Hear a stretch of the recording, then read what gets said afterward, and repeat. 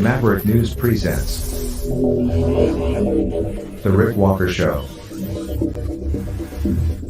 Defrag your mind.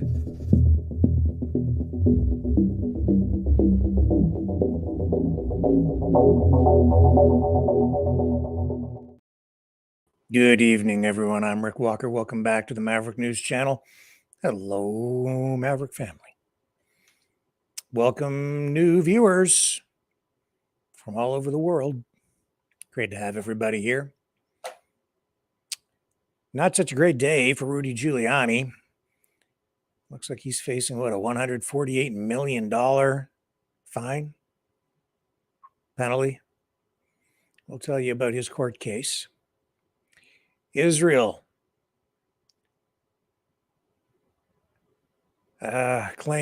says that they accidentally killed some of their own hostages. We'll definitely talk about that. And Canada. No wonder we don't recognize it anymore. We've been immersed in this culture war for a long time, and it just reached a whole new level with the renaming of Dundas Square in Toronto to something that a lot of people say isn't very Canadian at all. Sankofa Square. We'll tell you what it means. We'll also open the floor to discussion on that tonight through our call-in show, which will commence at the end of today's top news stories. So stay with me and we'll start the coverage on the other side of this.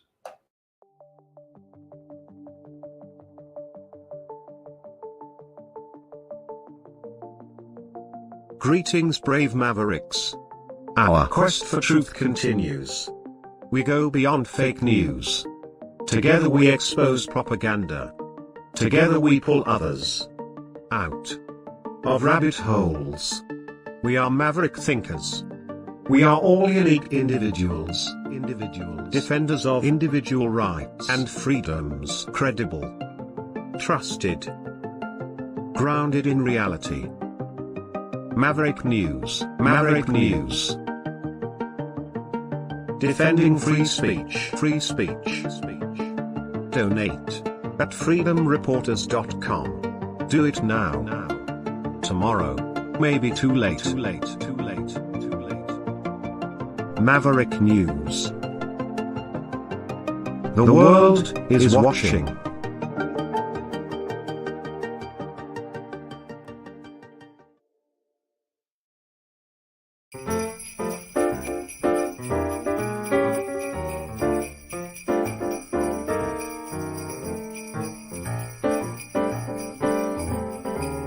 Jingle bells. Trudeau smells. Biden laid an egg. Klaus Schwab's deal has no appeal. But tomorrow is a brand new day. Hey everyone. Have a merry Maverick Christmas. And a magnificent new year.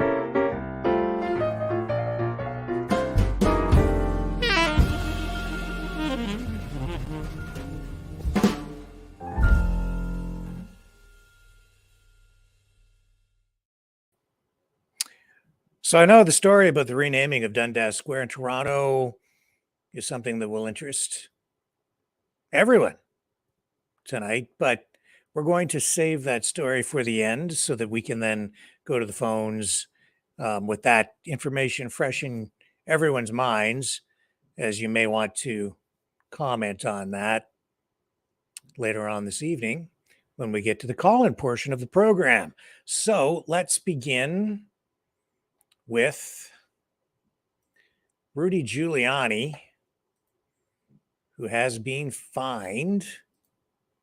My goodness. It's a whole lot of money, about $148 million is what I understand. Here we are. So Of course, you know he's the former mayor of New York City, big friend of Donald Trump's, front and center in the news with the investigation that he conducted himself into Hunter Biden's business dealings. And he's been in the crosshairs of the Democrats and the deep state for a long time, really from the beginning of the Trump era, presidential era, that is, when Trump first came down that escalator, announcing that he was going to run for president. And ever since then, Rudy Giuliani has been at Trump's side and absolutely the target of lawfare. So this week, his trial was ongoing for, as the court puts it, defaming Georgia election workers Ruby Freeman and Wandrea Shea Moss. This all related to the 2020 election. And Giuliani was acting on behalf of Donald Trump and apparently accused the mother and daughter of committing election fraud while counting ballots. They were election workers on election day in Georgia's Fulton County. Well, man, is Rudy Giuliani paying the price for those accusations now. U.S. District Judge Beryl Howell, back in August, awarded a default judgment to the two women, leaving this week's trial to determine exactly what the damages, the penalties to Giuliani will be. And now we're finding out Freeman and Moss were seeking between $15.5 million and an amount in the $40 million range. And they're getting a whole lot more than they asked for. So Ruby Freeman told reporters that today is a good day, she said, but cautioned that the money will never solve all of her problems. Saying that, Rudy Giuliani targeted her and her daughter with defamatory statements. Oh my goodness, get the smelling salts out. She says, I will always have to be careful about where I go and who I will be able to share my name with. She said of her need to remain anonymous due to the fear of threats. I don't know how much weight to give these statements. Is she receiving threats from people because of these accusations? I suppose it's possible. People are pretty emotional on both sides. Freeman went on and said today, a jury stood witness to what Rudy Giuliani did to me and my daughter, she said. For that, I am thankful. But she said, I want people to understand this. Money will never solve all of my problems. So Giuliani's lawyers say this is the equivalent of a financial death penalty for the Trump ally, lawyer, political activist, at one time considered to be America's mayor. When he was mayor of New York, of course, that's when 9/11 happened, and he was right there. At the time, the mainstream media portrayed him as being something of a hero for the nation, a real leader. But man, has he fallen from grace in the eyes of the legacy media. He says, obviously, that he will be moving for a new trial and will appeal today's decision on the penalty that he is being required to pay. He said he didn't testify because the judge made it clear that if he made any mistake or did anything wrong, she was considering contempt. So this is not over. This will go to appeal. And as heavy-handed as this is, it will drag on. Political, he's a politician. Political, he's a friend of Donald Trump's. Political, yeah, absolutely. 100% political. Let's take a quick break while I queue up our next stories. I will be right back after this.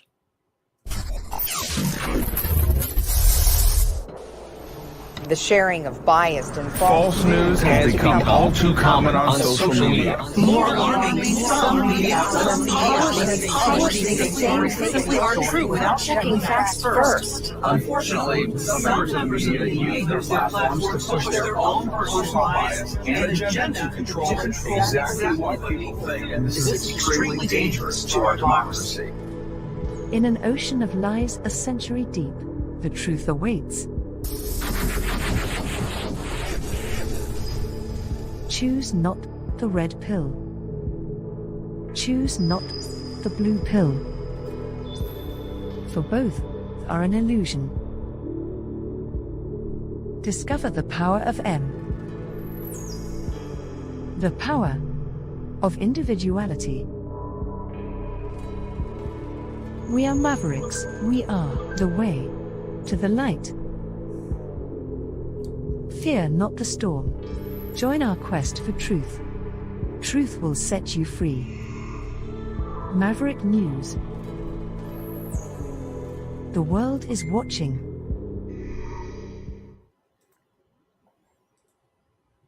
I'm back, and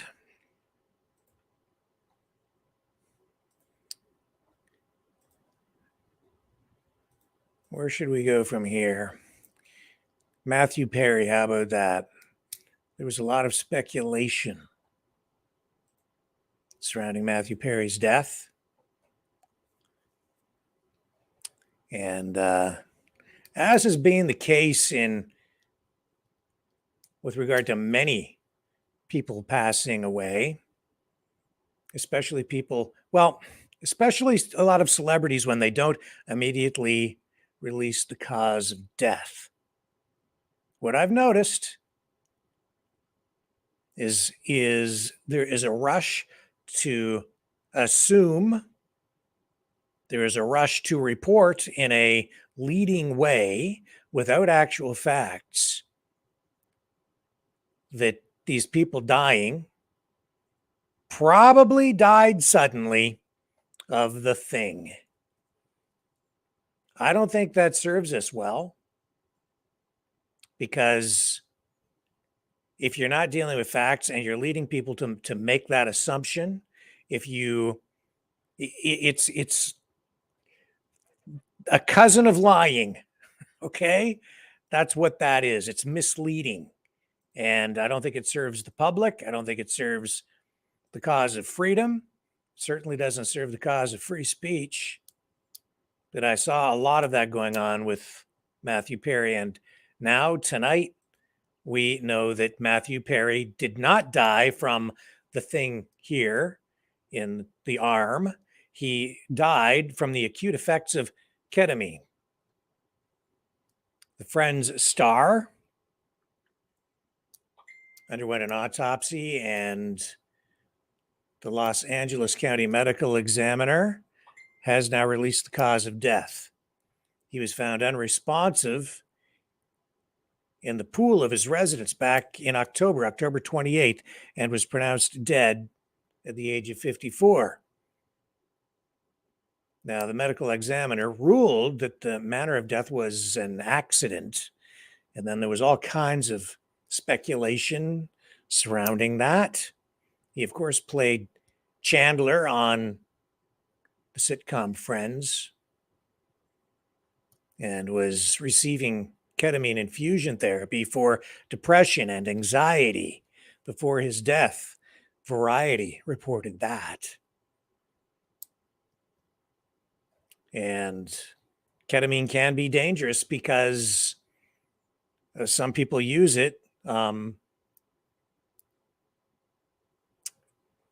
They tend to sometimes abuse it because it does have hallucinogenic effects if taken in, I guess, any quantity. I personally have never touched the stuff, so I can't speak from any kind of experience with it, but this is the information that's coming out tonight. So sharing that with you, and I know that many people took interest in that, understandably.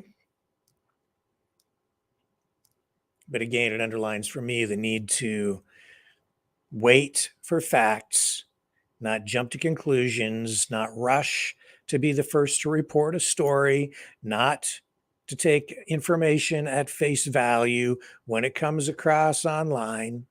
We need to be careful about these things, not only just to be factual, which is, of course, imperative, but also to be respectful of not only the deceased, but the next of kin, those that they leave behind, their families. So I just throw that out there tonight. It is a breaking story, and now you have the latest and the most accurate information. Now, that being said, there is speculation and concern about a rise in the number of, or I should say, not a rise, actually a decline in life expectancy in the United States. Dr. Pierre Corey and Laura Ingraham had a discussion about that on her show as she outlined and really exposed what the FDA is saying in the US about life expectancy. An alarming rise in cancer rates among people under 50, apparently. 158,000 more unexpected US deaths than during the same period in 2019. So that being said, Matthew Perry didn't die from the thing in the arm, but there is something going on out there. Not exactly sure what. Again, people are speculating about this stuff. Could be a variety of things. You know, when we went through the pandemic, for instance, as they locked people down, we know that a lot of people were not able to get proper care. They weren't able to get the tests done that they needed to get done. So those could be factors in the decline in life expectancy in the US. Let me just pull this up and we will share what Laura Ingraham sort of had to share with people in this regard. Here we go. Here's the clip with Laura Ingraham. We are seeing what the FDA is describing as a catastrophic drop in life expectancy. What? We search for answers with Dr. Pierre Corey next. We've all noticed that there seems to be more tragic stories every day of young people, especially young men, dropping dead. And now the FDA is warning of a catastrophic drop in U.S. life expectancy. In the first 9 months of this year, 158,000 more Americans died unexpectedly than in all of 2019. Now, just to give you some perspective, that's more than the casualties in every war since Vietnam, all of them combined. Now, actuarial reports that young people are being disproportionately affected here. Mortality was 26% higher among insured 35 to 44-year-olds and 19% higher for 25 to 34-year-olds. This is overall COVID deaths, of course, have dropped 84% since 2021. And my next guest is sounding the alarm. President and Chief Medical Officer of the Frontline COVID-19 Critical Care Alliance, Dr. Pierre Corey. Dr. Corey, we got to know each other during COVID. These figures are staggering. Now, I think people see these numbers, Dr. Corey, and they might blame fentanyl or drugs or, unknown heart problems, even in young athletes. People say that they're not uncommon. It's happened in years prior. So could this explain all these deaths? No, absolutely not. I mean, if you take a close look at the numbers, and the life insurance industry, the actuaries have done this. It's the timing. Fentanyl didn't just explode on the scene in 2021. Global warming or obesity or diabetes or deaths of despair. I mean, the timing is really inarguable. I mean, we have to answer the question, why are the healthiest elements of society, these are young, employed, folks with life insurance, suddenly started dying at rates we've never seen before in 2021, and it continues. And so we're left with the question, what happened in the American workplace in 2021 that led to this unprecedented rate of death? And the challenge here, Laura, is we're trying to ask the question. We wrote that op-ed trying to put that data out there. We need our government to function. Public health, one of their main objectives or responsibilities is to collect this data to inform us so that we can, enact policies. And I don't see an organized effort to trying to answer the question why young people are dying so much. Well, and Journal of American Medical Association study on cancer diagnoses between 2010 and 2019 found that certain kinds of cancer were being diagnosed more often in younger adults in the United States, and increases seem to be driven by cancers in women and adults in their 30s. So overall, early onset cancers increased over that decade by an average of 0.28% each year. And among women, it was like 0.67%. So that's 33% and 7% respectively over that time frame. So have you seen that kind of uptick firsthand? Well, the numbers that you just quoted are dwarfed by what we're describing. I mean, we're seeing these rises, these sudden rises in traditionally healthy sectors of society. We've never seen dying at this rate. I mean, unless we send all our young people to war, you can't explain why so many young people are dying. And we need our governments to function. And here's the thing. I have a private practice. I specialize in COVID care, not only acute, but I specialize in long COVID and long vax. Long vax is the chronic illness that's triggered by the vaccine. It's way more common than long COVID. And I have thousands of patients that are decimated. Their health is disturbed. This is not the dead, right? That op-ed, we talked about the dying, but, theirs has exploded since the outset of the campaign. Why are we not asking questions? All we've seen our government do and these agencies is ignore it and dismiss it. Well, I mean, just to the layman watching this and hearing about this, like with so much else that happened in the last few years, it sounds like a cover-up. And, that's why they rushed out to condemn people like you, and it was all misinformation and disinformation, and they went after me for the hydroxychloroquine. I mean, it was just never-ending assault on anyone who asked questions. But my simple question to you is, are you seeing incidents of individuals who have compromised immunity and other problems that you believe are directly related to multiple COVID-19 shots? There's not even a question that is occurring. I mean, there's really good science to explain why that's occurring. I'm seeing it clinically in my practice. You're seeing it in these reports from around the world of these sudden, white lung syndromes, everyone's sick and entering hospitals. I mean, we're in the wake of a global mass vaccination campaign, and people are not recognizing. We've known for years that, for instance, flu vaccines increase your risk of other respiratory viruses. And now we're seeing this whole world that got vaccinated. And we'll have to. It's not surprising. This has to be studied without bias, and can't jump to conclusions until we have the information. But Dr. Corey, we really appreciate your work here and your effort. Thank you so much. Thank you, Laura. So we're going to need to take a closer look at this and get some facts and see where they lead us. Absolutely got to deal with facts.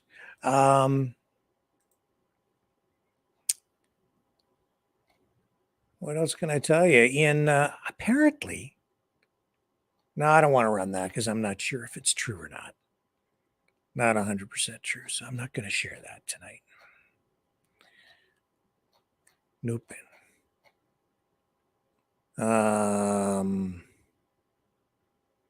And that looks like it's fake as anything to me. So I'm not going to show you that. Definitely AI generated. So we'll just bypass all of that. My feed here is contaminated with a lot of propaganda. So we're not going to share that, and we're not going to share that. And we're not going to share that. But I will tell you that Israel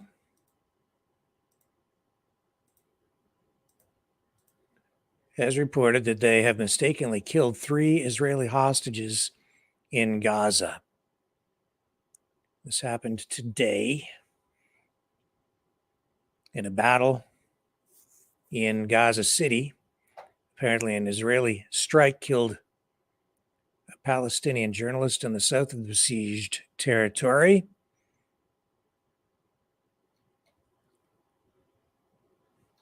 This has been going on now for 2 months? So these hostages were killed in the Gaza City area of Shaijalea. I cannot pronounce it, I'm sorry. And I've not been there. Shaijaiyah? Shijaiyah.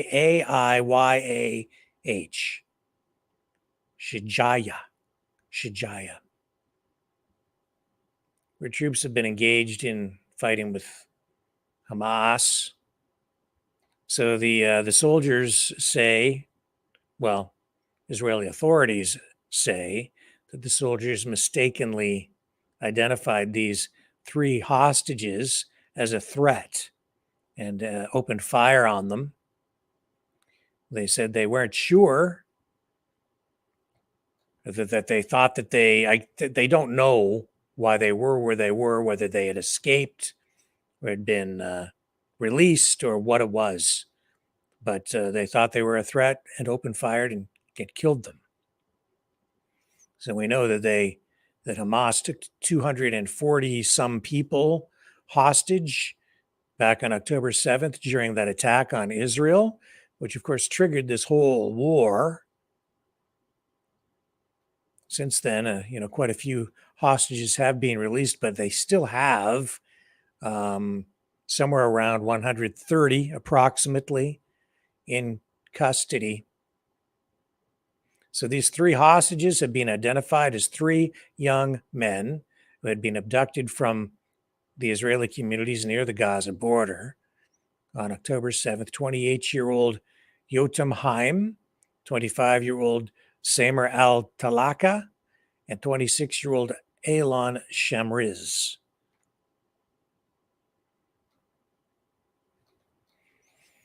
And the United States, Israel saying, of course, the path to peace would involve having Hamas stand down and simply release the remaining hostages. And then these assaults, according to Israel, well, that's what we've been hearing from John Kirby at the White House repeatedly, is that they release the hostages, this can come to an end.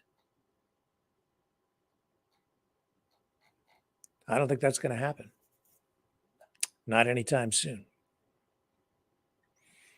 And there was another emergency session at the United Nations today. The United Nations General Assembly had an emergency session talking about the situation, the war between Israel and Hamas, calling for a ceasefire. And we've been seeing that kind of talk just go on and on day after day now for the past, well, the better part of this week. So it's just going around in circles, ultimately.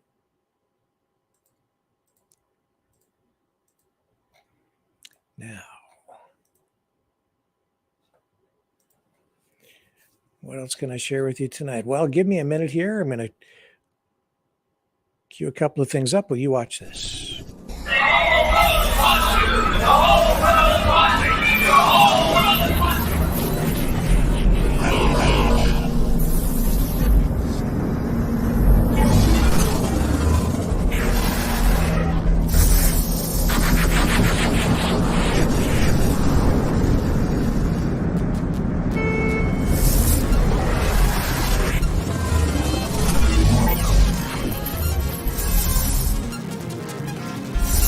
Maverick News. The world is watching.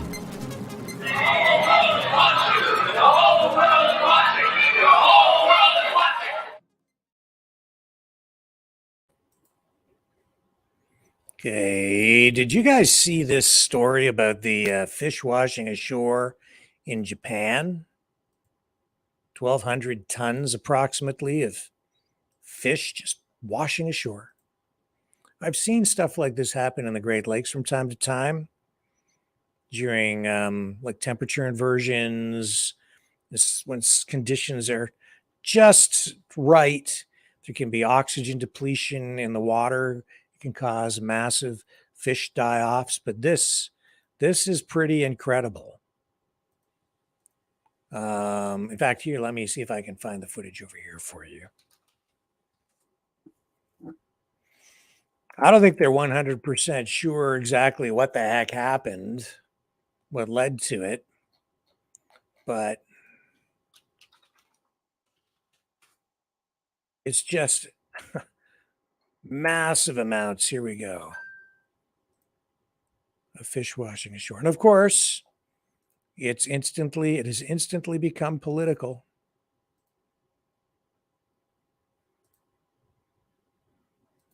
Here we go.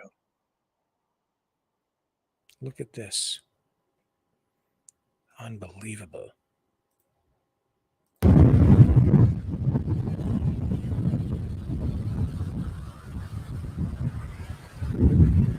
Look at all the dead fish.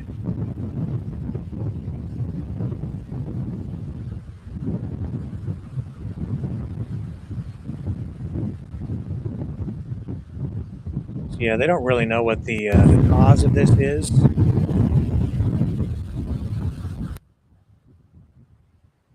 Some people just jumping right on it, though, saying it's climate change, without really having facts to back that up. The officials there are actually saying they don't really know.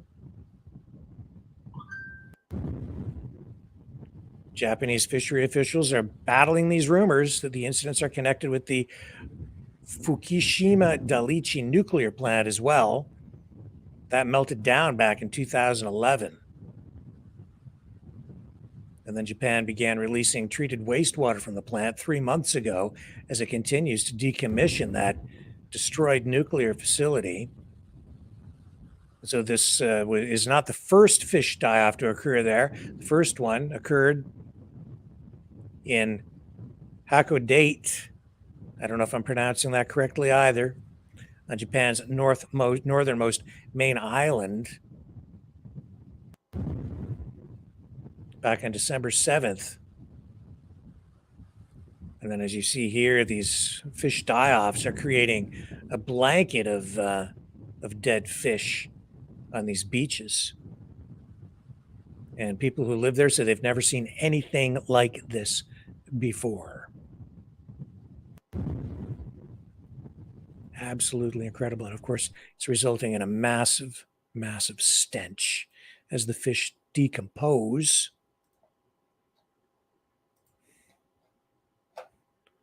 Truly unbelievable. Absolutely crazy. So I don't know what the deal is there. I have, as I said, I've seen giant fish die-offs even in the Great Lakes from time to time. Sometimes that is related to algae blooms too in lakes, where algae goes crazy and grows like crazy and then sucks all the oxygen out of the water and can actually create toxicity in the water, which can kill off fish and can actually be harmful to humans too in some cases. But in this case, not really clear. So we'll keep an eye on that if we can. Officials there say they are concerned about these rumors surrounding the possible cause. They don't want those rumors to get out of hand, and they are searching for evidence, facts to share with the public so that people know what is really going on. Don't know.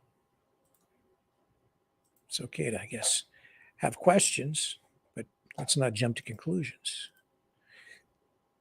Also, speaking of science, I know that a lot of people are concerned about vaccines, but there is a new vaccine out. And I mean, we knew this was coming because this mRNA technology, when the pandemic first hit, those advocating for the expansion and use of this new technology were saying that they would be able to cure cancer by creating new vaccines using this synthetic approach to vaccination and the creation of vaccines. And they have indeed come up with a new vaccine by Moderna and Merck. And they say that it can reduce the recurrence of and death for melanoma by half. It's the most dangerous form of skin cancer, and that they're talking about here. And they say that studies have shown that after 3 years, when paired with Merck's antibody medication, Keytruda, they can cut the death rate by 49%. When patients use this new mRNA or RNA vaccine to treat melanomas. They had 157 patients involved in the study with stage 3 and stage 4 melanoma. Their tumors were removed before being treated with either the vaccine or the drug, and the reduction is up to 44% found. What are they saying here? The reduction is up from 44% found a year earlier. So I'm having trouble following these numbers for you, but the bottom line is they're saying they can cut the risk or the recurrence of cancer in these patients by almost half. They're now expanding their study to include breast cancer. They have a breast cancer vaccine, I guess, that they're going to be testing as well. They are already testing this new RNA-based cancer vaccine. And it's in the same family as, it's in the same strain, I guess, of vaccines as this new vaccine being used for melanoma. New technology, all novel stuff. And we know what we just heard from Laura Ingram and that doctor, concerns about the thing in the arm. And a lot of people still are. And we're looking at numbers. It's hard to know what the truth is. Will people put more trust in this than they did in the other one? For me, I didn't get the thing in the arm. I'm not going to get the thing in the arm because I just felt that it came out so quickly and was not thoroughly tested that it made no sense to me. So not for me. That was my decision. And I know a lot of you right here in our community, our family here, I know you feel the exact same way. Or you maybe have other reasons why you didn't want to pursue it. Canada's Heritage Minister has come out with more information and comments today on the final regulations for Canada's Online News Act. Of course, this is all about streaming and money to go to the legacy media companies being transferred from social media giants to the legacy media. This has, of course, had a direct impact on us because Facebook ultimately said they weren't going to pay, and then they said no more news then on Facebook, and then they took our news channel and just took a hatchet to it. Direct impact on us. Also, just a point, just something to note, our broadcast from last night was blocked after the fact by YouTube. They blocked our broadcast, so you cannot see it on YouTube. Last night's show. It went live, it went out, and afterward, they blocked it. That's why it's not there, folks. You may see that it's labeled as blocked or can't be seen or whatever, and it's because YouTube blocked the program. And Facebook, of course, we're struggling over there too because the main news channel not available in Canada anymore, and our other pages, they just don't put them out there. They don't rank them like they used to. We used to have a lot of followers on Facebook, and now we're way, way down over there. It's almost non-existent. And this has now been, the problems have been complicated. The water's muddied by Canada's Online News Act. And here's the Heritage Minister today commenting on this. Let me just bring up, this is Pascal Saint-Onge, and let me share it with you now.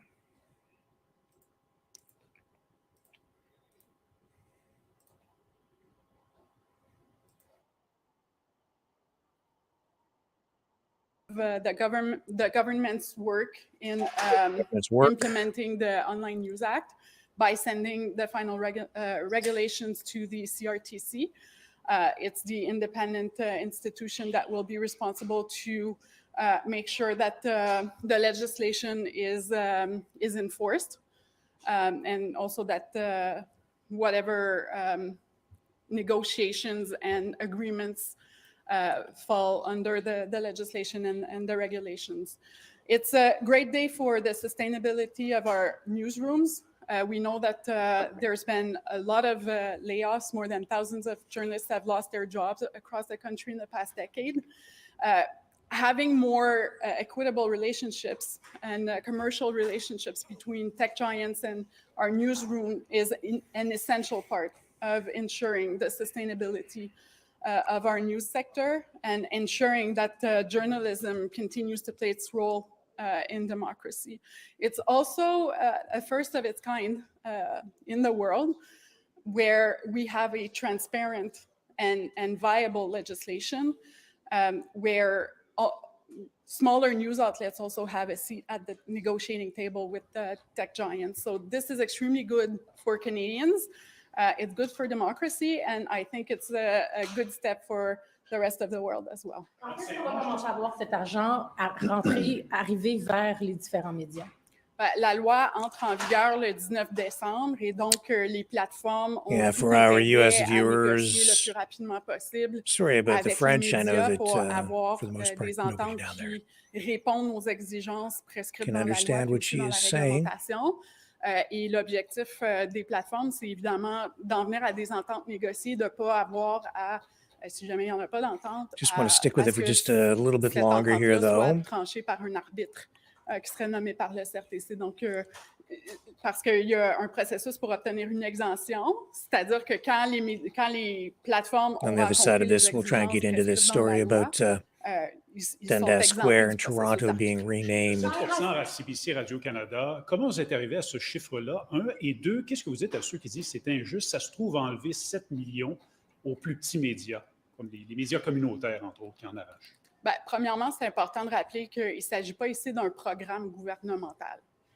C'est une loi pour établir des relations commerciales qui sont plus équitables entre les géants du numérique puis nos médias. Puis on a toujours été clair pendant tout le processus législatif que ça ne faisait pas de sens d'exclure CBC Radio-Canada en disant que les plateformes n'avaient pas à reconnaître ou à compenser notre diffuseur public pour la valeur que les nouvelles amènent sur leur plateforme. Parce que c'est avec ces contenus-là qu'ils vont chercher des revenus publicitaires. Donc, d'exclure le diffuseur public complètement, c'était un principe qui aurait, à mon avis, puis de l'avis du gouvernement, dévalorisé le rôle essentiel. Sorry, just speaking too fast. My French isn't good enough. I can't keep up and give you an accurate translation on this. On tient compte quand même de la réalité du marché. I mix up my Spanish and my French. Le secteur privé a beaucoup de difficultés, mais on l'a vu. CBC Radio-Canada aussi fait face à la baisse de revenus publicitaires puis à la crise des médias. Mais on a mis ça à 7% parce que ça va quand même donner un coup de main pour payer des journalistes, notamment dans des zones. Let me pull this down and we'll.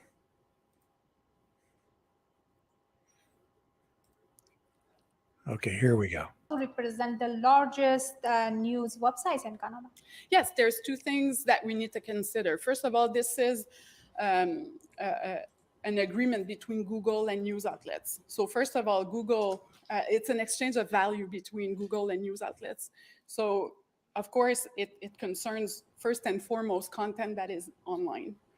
Second of all, content that will also be on the platform, on Google.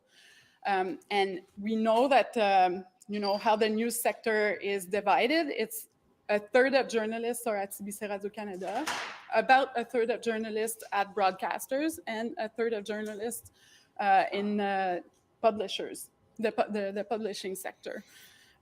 But for broadcasters, it's not all journalists that their work is primarily for the online content. So, and again, I remind that this is a deal between Google and the media. So this is why 30% represents pretty much a third of the total of the envelope. So it's pretty fair. So we tried to make sure that there's a fair compensation for broadcasters, for publishers, and we capped the amount for CBC Radio-Canada. Stand with Meta. Are you hoping for a similar deal that you have here with Google? Where do things stand? Are you at the negotiating table with Meta? What's happening there? Well, it takes two to negotiate, and everybody has seen the approach that Meta and Facebook has taken, which is to not participate in the legislative process, not to participate in the regulatory process. So no, there is no negotiations currently with Facebook. However, the legislation will be enforced on December 19, and the CRTC will have to examine which platforms fall under the legislation. And I'm sure that CRTC will pay close attention to Facebook and Meta. C'est quoi le plus tôt qu'on pourrait voir des... Okay, that's enough. So the government also issued this media release, which I'll bring up here for you with regard to this, and it is absolutely important. So we will share this with you. It says here, a free, strong, and independent press is essential in informing communities, driving civic engagement, and countering the rise of disinformation. However, for many years, the dominance of large digital platforms in the advertising market has been ending the health of our news sector. The Online News Act affirms the importance of journalism in our democracy and will help newsrooms across Canada receive fair compensation from dominant digital platforms in the years ahead. This compensation is critical in helping newsrooms continue to serve their local communities. Today, the Honorable Pascal Saint-Onge, Minister of Canadian Heritage, released the final regulations to support the implementation of the Online News Act. These final regulations provide clarity on which platforms are subject to the Act. Google Search is expected to meet the regulatory thresholds and to be subject to the Act.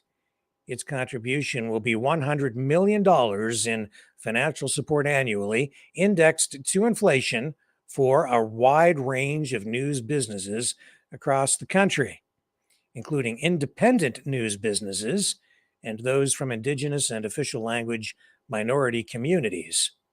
Under the regulations, Google will have the option to work with a single collective to distribute its financial contribution to all interested eligible news businesses based on the number of full-time equivalent journalists employed by those businesses. The regulations account for the dynamics of the Canadian news industry, and the total amount can be received by broadcasters as a group is capped in this scenario. Proposed regulations were published in the Canada Gazette, Part 1, for public consultation from September 2nd to October 2nd, 2023. The Canadian Radio, Television, and Telecommunications Commission, the CRTC, will soon start consultations on its own regulations under the Online News Act. Information about how to take part will be available on the CRTC website. So here's some quick facts. On November 29th, the Minister of Canadian Heritage announced that Google will contribute $100 million in financial support annually. Then after intensive consultations with news sector stakeholders, platforms, and the general public, the government has revised the draft regulations for the Online News Act to reflect the comments received. Constructive dialogue with Google, it says here, was crucial to developing a solution that would both offer clarity to platforms and provide support to Canadian news businesses. La la la la la la la la la. It's a transfer of money, folks, from social media giants back to the legacy media. And even though they're saying it will also potentially be available to other online news agencies, my guess is most independents will not qualify. They will find a variety of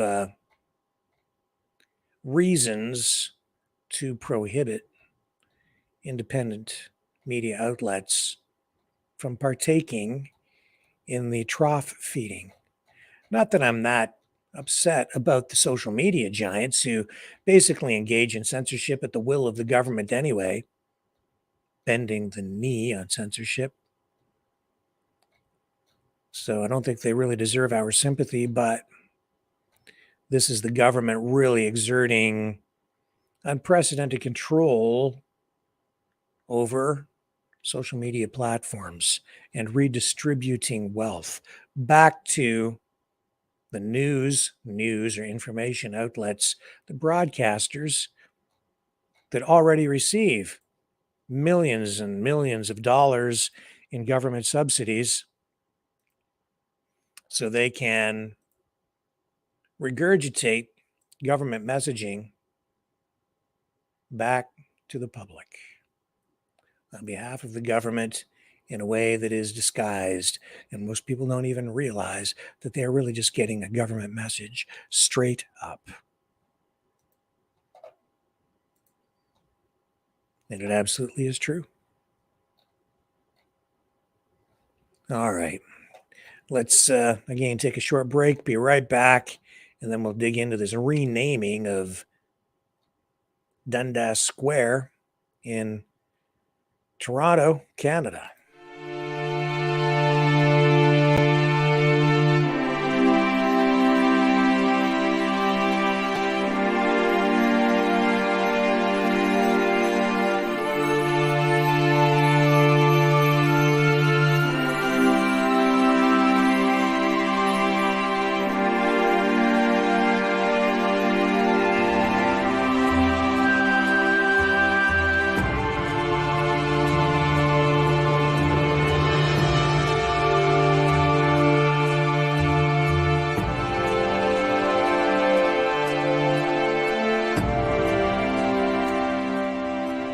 Maverick News. The world is watching.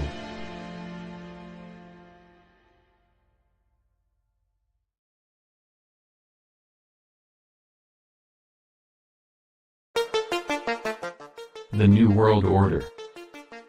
Government overreach. The Great Reset. Mainstream media lies. Now more than ever, independent voices are needed. Donate now at freedomreporters.com. That's freedomreporters.com. Maverick News. The antivirus program for your mind.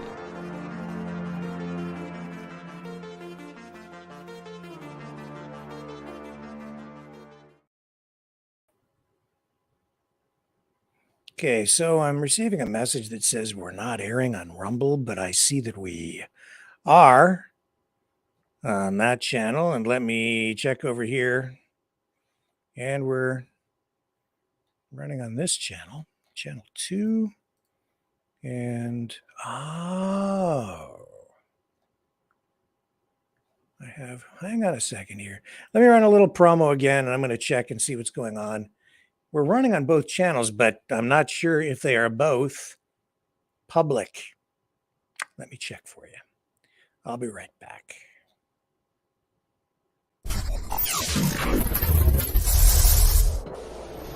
The sharing of biased and False news has become all too common on social media. More alarmingly, some media outlets simply aren't true without checking facts first. Unfortunately, some members of media use their platforms to push their own personal bias and agenda to control exactly what people think. And this is extremely dangerous to our democracy. In an ocean of lies a century deep, the truth awaits. Choose not the red pill. Choose not the blue pill. For both are an illusion. Discover the power of M. The power of individuality. We are Mavericks. We are the way to the light. Fear not the storm. Join our quest for truth. Truth will set you free. Maverick News. The world is watching.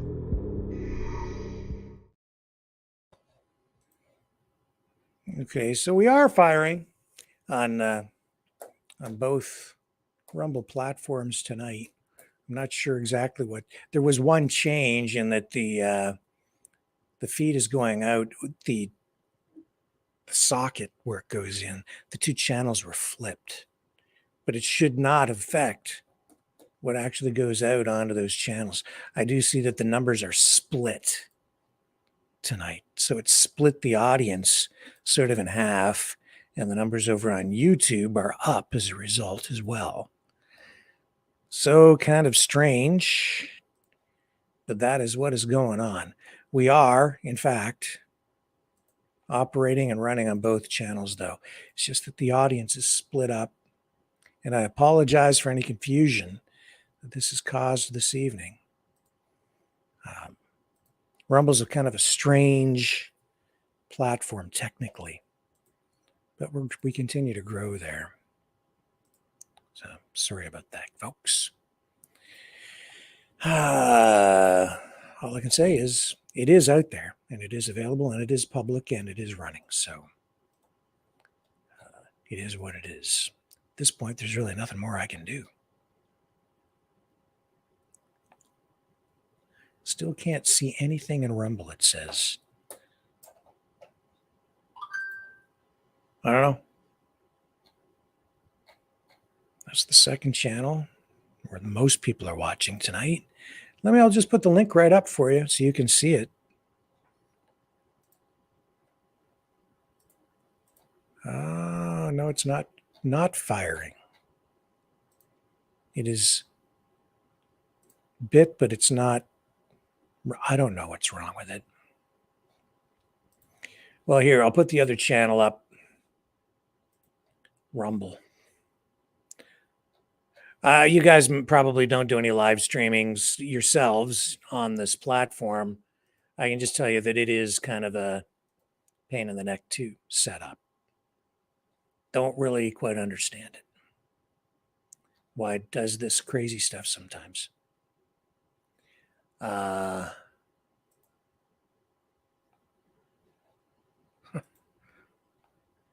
Here's the link to the channel where most people on Rumble are watching. I'll put that in here. This is our secondary channel. So we picked up quite a few viewers there, but our viewership is definitely cut way down tonight as a result of this technical glitch. So I'll tell you what, I'll run a little promo thing. I'm going to reset the streaming information and then see if we can get it fired back up. Yeah, thank you, Louie. I appreciate that. He's sending me some information about that. So let me back over here. And we want to go to, which one are we? Man, I don't know which one is which now. Okay, so that's 2. So we want to go to 1. Again, I apologize, folks. Let me just produce and talk at the same time. It's fun.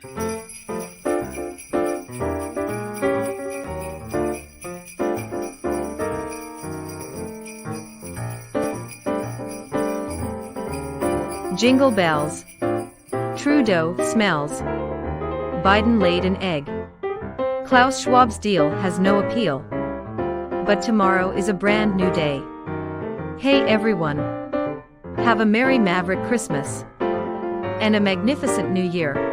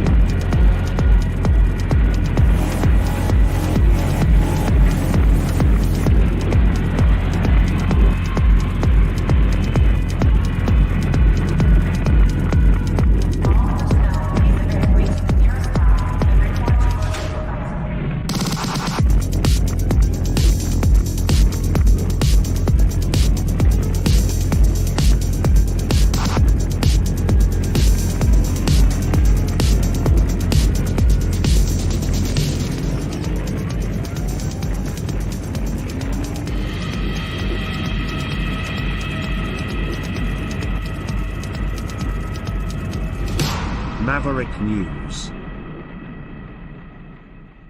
The world is watching. Okay, and let me just see if it's rolling. Yeah, I think we're up. Okay, so there you go. Connection restored on the main Rumble channel for anybody who might be over there. And sorry about that, folks, but that's the way she goes. All right, so Dundas Square in Toronto is being renamed. It was named after Henry Dundas, who was actually, as I understand my history, was an abolitionist. He was actually against slavery, but Toronto City Council has decided that he is connected to slavery and therefore time to change the name. And the new name that they have chosen is Sankofa Square. Here's a media release. Let me just get this little comment chat thingy off the screen.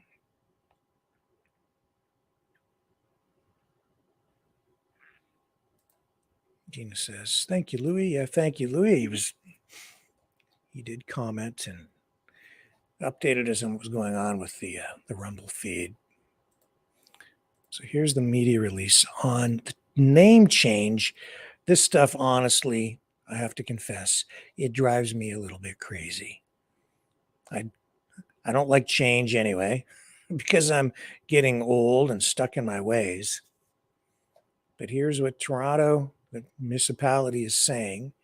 Toronto City Council has adopted recommendations to rename 4 major City of Toronto assets: Yonge and Dundas Square, Dundas and Dundas West subway stations, and the Jane Dundas Public Library. The city will consider next steps to rename these assets in 2024. Following 2 years of consultation, research, and discussion, the city's Recognition Review Community Advisory Committee unanimously selected the name Sankofa Square for Yonge Dundas Square. The concept of Sankofa, originating in Ghana, refers to the act of reflecting on and reclaiming teachings from the past, which enables people to move forward together. This new name reflects the city's commitment to taking steps to right wrongs, confront anti-Black racism, and build a more inclusive Toronto for all. The Yonge Dundas Square Board will report to City Council on details related to the adoption of the new name by the end of second quarter of 2024. City Council adopted the motion recommending the city adopt the new name Sankofa Square for Yonge Dundas Square, remove the Dundas name from 3 other city assets, Dundas and Dundas West subway stations, and the Jane Dundas Public Library, starting in 2024, undertake a public education campaign, which will launch in 2024, and extend into 2025 that will focus on acknowledging the impact of the transatlantic slave trade and slavery. Pause work on the remaining recommendations from the July 2021 decision, including the renaming of Dundas Street, until Council provides direction to resume. In fall 2021, the Recognition Review, CAC, was formed to develop a short list of new names. 20 members on that board. The CAC unanimously selected the name Sankofa Square.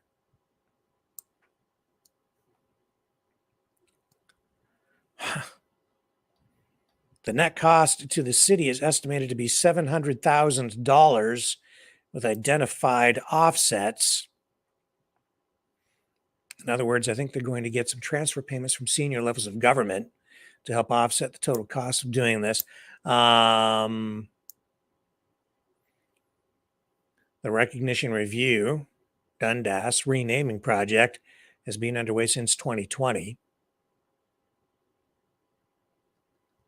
Dundas Street and other city-owned assets bearing the Dundas name and a transition plan to support impacted residents and businesses are all affected. The 20-member Recognition Review, CAC, was formed in the fall of 2021 and was made up of Black and Indigenous leaders, along with other diverse residents and business owners living and working along Dundas Street. It has set off a wave of commentary and controversy.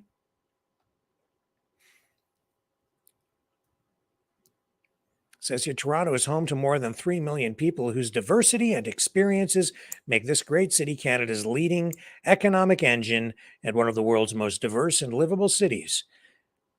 As the fourth largest city in North America, Toronto is a global leader in technology, finance, film, music, culture, and innovation and climate action, and consistently places at the top of international rankings due to investments championed by its government, residents, and businesses. Blah, blah, blah, blah, blah. More blah, blah, blah from Toronto. Olivia Chow, the new mayor there, and not too popular with some people and very popular with others because of this tonight, I guess.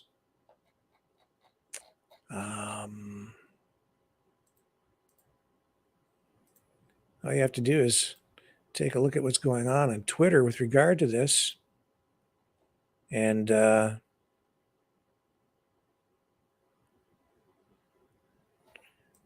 I guess, I don't know, the $700,000, that's misleading. The cost of doing this, of changing the name Dundas on all these different locations, and in particular in Dundas Square, it's going to be much higher. It's probably going to reach into the millions of dollars. I'm not sure exactly what this clip of Olivia Chow, the new mayor of Toronto, contains, but I'll run this for you. This is supposed to be related, so hopefully it's got some value. It's unvetted. I don't know. I'm just going to let this roll and let's see what she's saying about it. But of course, it doesn't take us all the way there. We still have a large budget deficit to address, which includes, as I said, the $250 million that we need from the federal government for refugees shelter. Further, many of the historic commitments from the province in the New Deal hinges on the federal government delivering as well, like the bluer subway cars. So you've heard me say quite a few times, I'm asking the federal government to join us and step up, deliver to the people of Toronto. You know,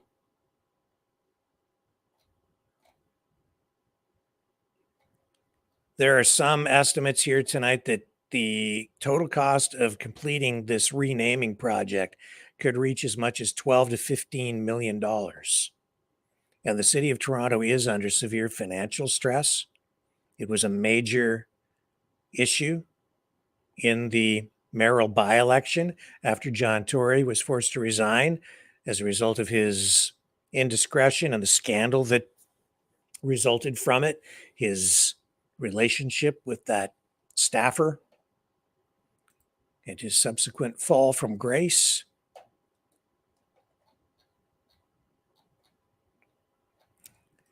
This, to me,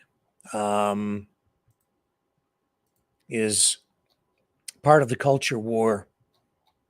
I said a long time ago when Justin Trudeau invoked the Emergencies Act, that was the day Canada ended.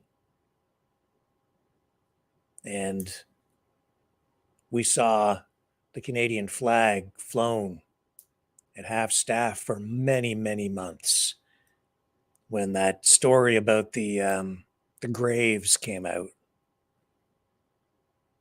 And fair enough. I mean, you've got issues in the past that maybe people still want to deal with. That's fine, but let's deal again in facts. And since then, I don't think there has been a single grave exhumed. I don't think we have any more information today than we did when that story was resurrected. Because the information surrounding that, really nothing new. Portrayed to the public as new, but really that was used as a political tool and a wedge, and another effort to erode pride in the nation,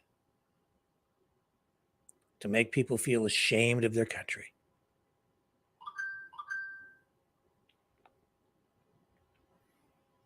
And this is not just being generated domestically. This is happening internationally. We are getting these pressures from outside the country. Just listen to Vladimir Putin's speech yesterday, where he came right out and used the same rhetoric, the same language that we hear at home with regard to all of this, referring to this as colonialism. And what did Putin say in his speech yesterday? He said, "It is over."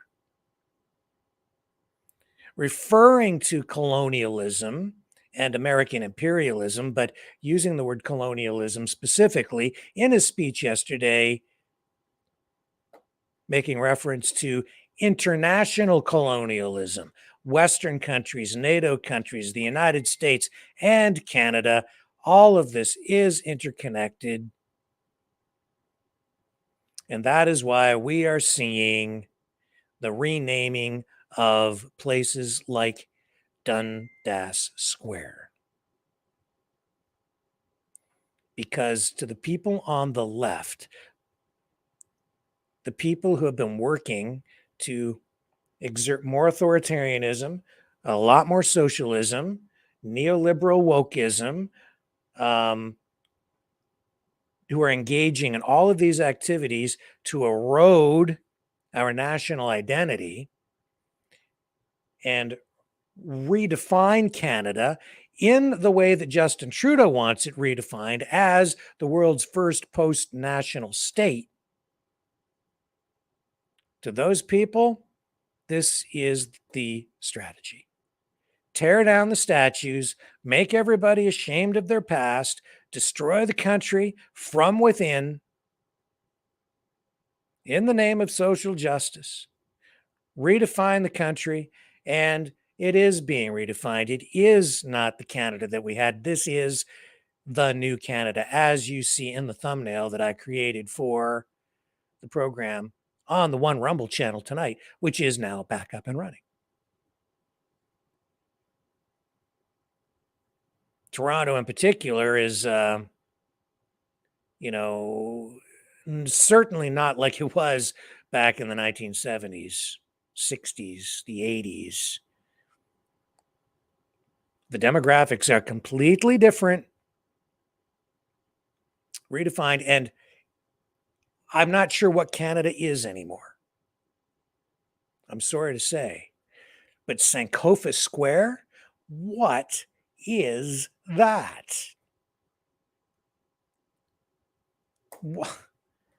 Ghana? What does that have to do with Canada? Like, wouldn't they rename it, I don't know, Beaver Boulevard or Canada Goose Square. Or even, I don't know, Maple Leaf Square or something, Maple Syrup Square, like anything Canadian. Canoeville, like Hockey Stick Central, something Canadian, but Sankofa Square?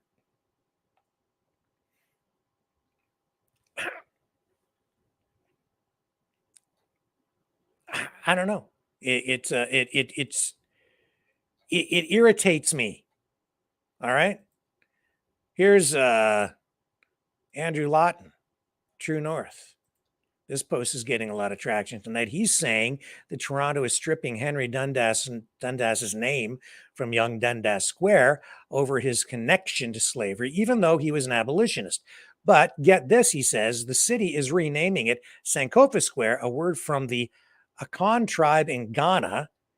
The Akan exchanged their gold for, get this, slaves. Yeah. Then he has some information about that from, I don't know, some historical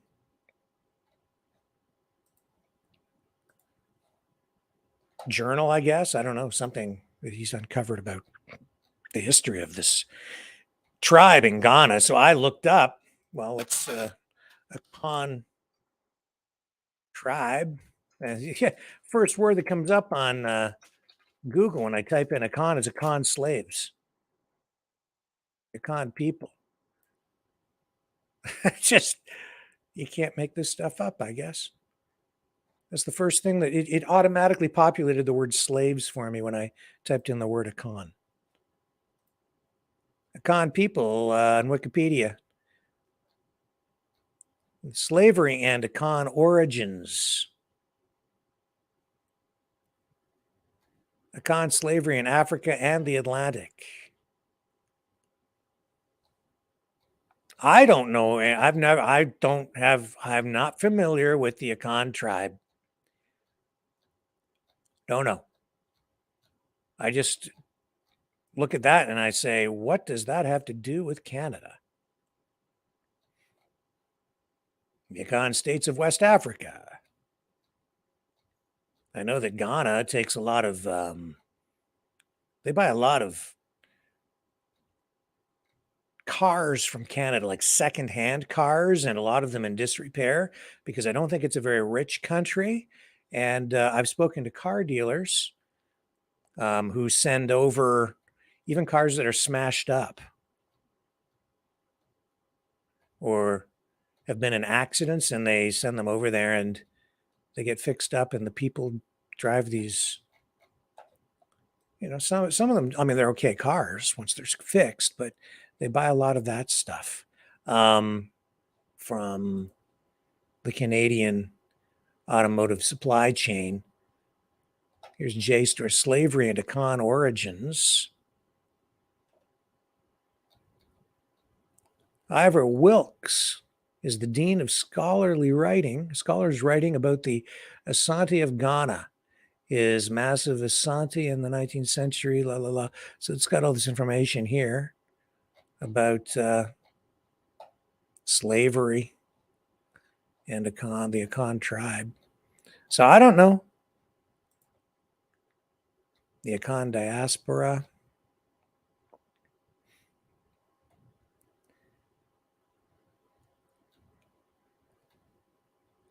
Says, I guess some of the people from that tribe were brought to North America. This chapter focuses on those Akan who lived agitatedly in captivity and remained complicit with the order of things or sought to temporarily and spiritually transcend captivity in Georgia, Maryland, Virginia, South Carolina, and parts of the northern United States. Akan naming was one of the most significant and enduring cultural practices in the Caribbean, and this was no different in North America, where the Akan naming pattern and name transmission were carried on in the southern United States. It says, in English phonetic rendering, Akan names and persons appeared prominently in runaway slave advertisements, which provide a demographic record and a taxonomy of African bodies. However objectifying those ads may be, they nonetheless allow for retrieval of some of the condescended All I can tell you is this don't feel Canadian. And when it comes to slavery, Canada has some things to be proud of, in that Canada helped end slavery, and Canada was the end destination for the Underground Railroad, where fugitive slaves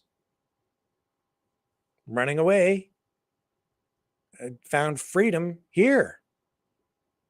There's our community where I live, there's a lot of history right here about this was an end destination where I live right here for the Underground Railroad. Not to say that, there aren't things in the past that we need to recognize that aren't positive, but there's a lot of positive stuff too. And Canada's history with slavery is not like it is in the United States. It's a lot different. But the demographics have changed, and I guess they are determined to change the face of Canada, the feel of Canada, the culture of Canada, whatever that culture is evolving into. But Sankofa Square.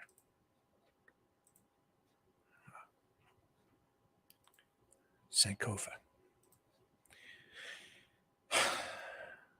Frustrates me.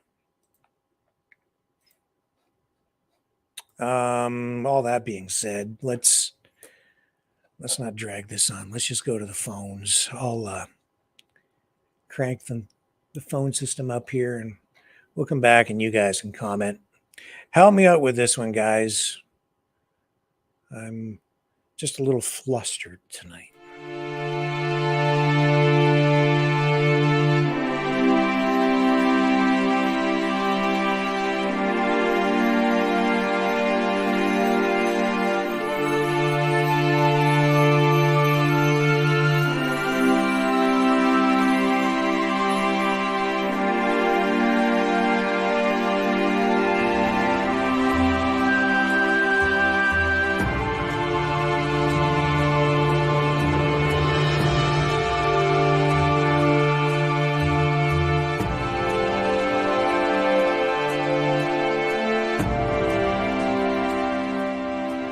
Maverick News.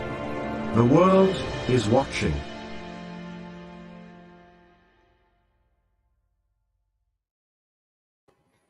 Okay, just before we get to the phones, a few people did donate last night and have sent information about the kind of Exile the Knights of Malta shirts they want. We have these sweatshirts. Exile the Knights of Malta. Thank you, Choosy. Great Maverick Knight who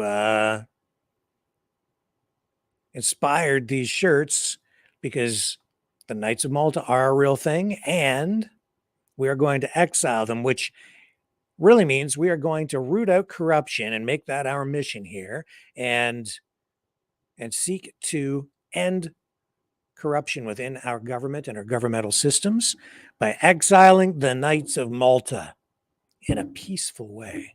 Exile them, expose them, and exile the Knights of Malta. No more special treatment, no more elite status for the Knights of Malta. We shall exile them and expose them for what they are, corrupt. And you can support the show by providing donations. So we have these in sweatshirts.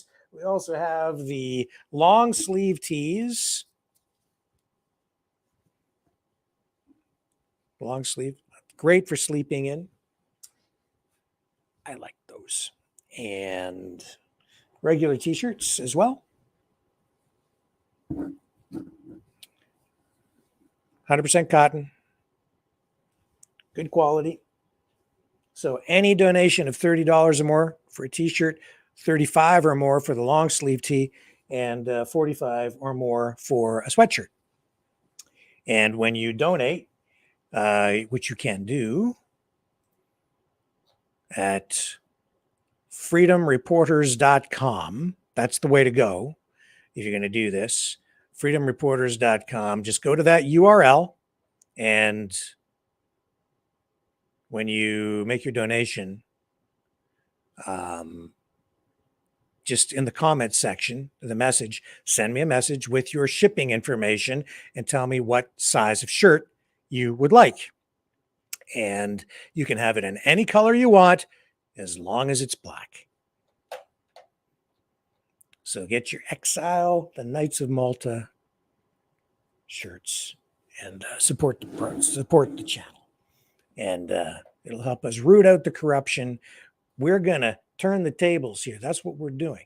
See, we were talking about surveillance and even those digital glasses from Meta that they're coming out, sort of a new version of the Google glasses that they came out with a number of years ago. So Meta is now because they're coming out with these eyeglasses that are equipped with cameras, and they're like an interface to the internet. You walk around wearing these things, and they constantly, if you turn them on, you're just constantly shooting video or taking pictures. People don't even know. Well, we're not going to sit around and wait for the government to surveil us. We're going to start surveilling the government. That's what we're doing. That's what we did during the convoy too, really, is with all that live streaming stuff and sharing all the live streams and putting all that stuff out here on this channel. We were holding everyone accountable for their actions and showing the world what really happened during the Freedom Convoy. And we continue to do that here with this channel as well, by showing people what's really going on in the world. So yeah, you can donate at freedomreporters.com. Please like, share, subscribe. If you haven't already, please consider subscribing over on Rumble. That's super, super important. If you just want to make a donation, you can also do that through the Rumble rants, but it's difficult for me to figure out who's donated anything after the show on Rumble. They don't provide that information. So if you want a shirt, do it through freedomreporters.com, or you can go to our website at mavericknews.ca and you can send me a message directly there. There is a contact page. Just go there, and then you can email me or message me through the online website communication system at mavericknews.ca, and I'll take care of you. And thank you to, there were a few people who wanted shirts, and they messaged last night, and early this morning. So I appreciate that very, very much. Really helps out a lot. Truly grateful, because these phone line systems too, they cost money. And even though I'm working on a new system, which I'm hoping will be a little bit more cost effective, I still haven't quite got the technical stuff figured out. So let me, again, get things fired up here. We're going to go to the phones. And we can talk about anything you want to talk about tonight, but I thought you might want to talk about the renaming of Dundas Square. Everything in that vein, really. Hang on a second here while what happened? Okay, I'm trying to do too many things at once, and I lost my place while setting up the phone line system. So let me run this so that I can focus on that, and then we can get to those phones. Hang on just a moment. I'll be right back. The New World Order.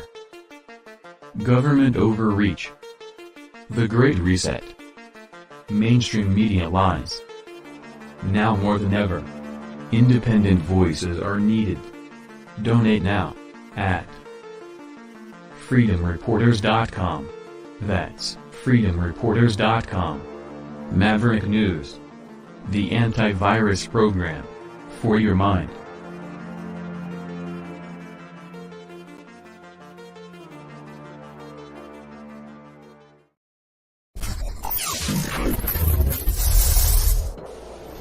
The sharing of biased and False news has become all too common on social media. More alarmingly, some media outlets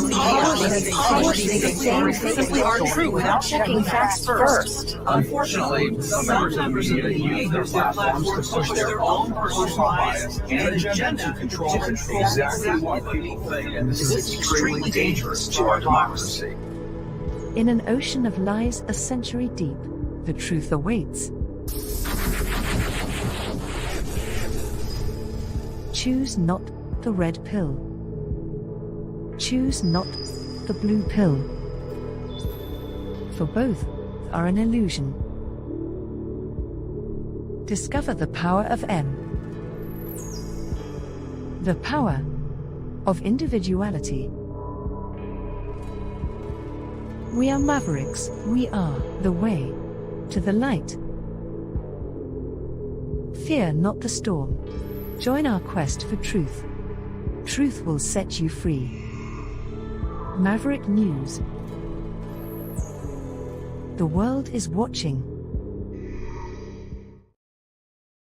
And you can join the show by calling in at 1-833-975-3733. And yeah, let's talk about where the United States is going, where Canada is going, where Western society is going. Look at the crazy stuff that's going on right now. Tampons in men's washrooms provided free of charge by the government for what? Men do not need them. And the politicians who are criticizing it are coming out saying that the cost is the big issue. But it goes beyond that. The insanity is the issue. The stupidity of it is the issue. That's the center of the whole thing for me. You can join the conversation at 1-833-975-3733.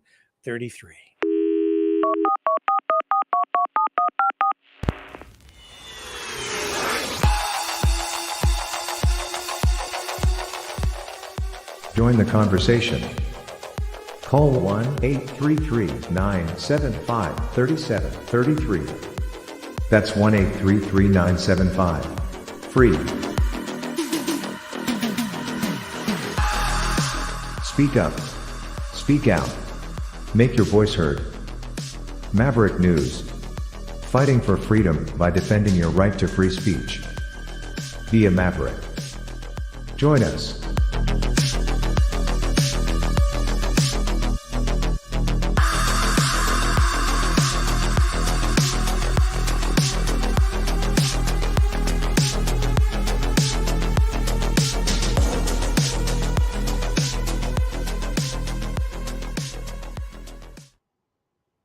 Okay, and again, that number is 1-833-975-3733, 1-833-975-FREE. It is a free call. It's toll free. And we do have our first callers of the night in the queue. So let's go to our first caller. You're on the air. Go ahead. You got the mouth of the Celta man without a plan to master all your disasters, Rick. Hey, Leo. What a waste of money. Yeah. I'm sick and tired of being fleeced by our governments at all levels, okay? Now they're going to change signs to dumbass or dumbass, whatever they want to call it now. Sankofa. Okay. Square. Yeah. Here you got a mayor speaking out two sides of her face, how they don't have enough money, for starters, for the refugee crisis that's about to hit Canada. But they found money to change the streets. Yeah. The names. Makes me sick to my stomach. Me too. Really, it does. Especially this time of year. Yep. But when you're taking over a country and completely, fundamentally changing it culturally, legally, from within, then, that's the most important thing to you. And that's not what we should be focused on at all. We need to be focused on helping people. 100%. I couldn't agree more. You're absolutely right. Okay. You see tampons in the male bathrooms, waste of money. Street name changes, waste of money. Okay, it's dire straits for a lot of people. I don't know what this government don't get. Yeah. For a lot of people. I don't know if you see my Facebook Live today, the short one I did. No, I didn't see it. Okay, it's every year we have Christmas party at work, and it's catered in from whatever restaurants. Okay, this year we picked Kubota. Okay, so Kubota came in and the individual meals, right? And shit, there was like 20 meals left over. This is from the day shift alone. 20 meals left over.